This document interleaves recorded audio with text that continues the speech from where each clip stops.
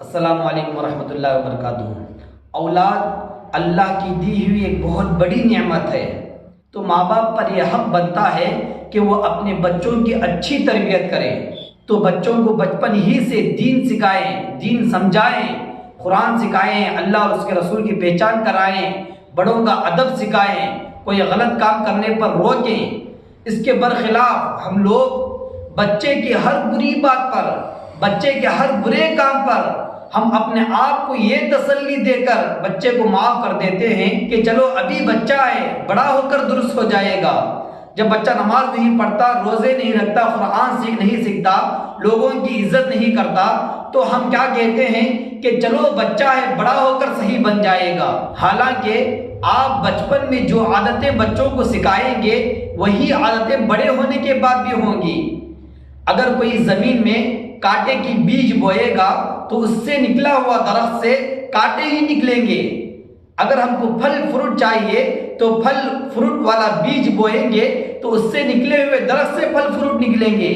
اگر کوئی کانٹے دار درخت کی بیج بو کر اس انتظار میں بیٹھے کہ اس سے پھل نکلیں گے، فروٹ نکلیں گے، تو یہ ناممکن ہے۔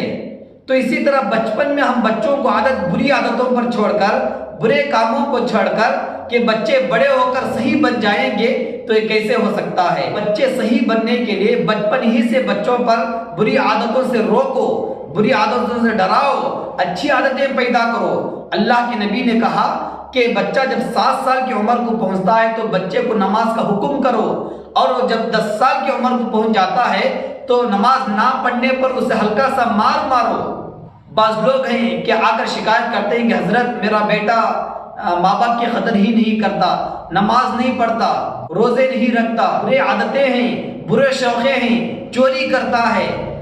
حضرت میرے بیٹے کو کسی طرح سے سدھار دو، اسے نمازی بنا دو۔ جماعتوں میں بھیجتے ہیں کہ بیٹا سدھر جائے۔ کیسے ہو سکتا ہے؟ آپ اپنے بیٹے کی شروعات ہی بری عادتوں سے کرائے۔ جب بچہ گھر میں 5 روپیہ 10 روپیہ بن پوچھے اٹھاتا ہے، چوری کرتا ہے، تو بچے کو اس جگہ میں ڈانٹنا چاہیے کہ اس طرح کی غلطی ہے، یہ چوری ہے، اس طرح اگلی بار نہیں کرنا چاہیے۔ مگر ماں باپ چلو 5-10 روپیہ ہی اٹھا لیا، بچہ ہے، سمجھ نہیں ہے، بڑا ہو کر صحیح ہو جائے گا۔ کیسے صحیح ہوگا؟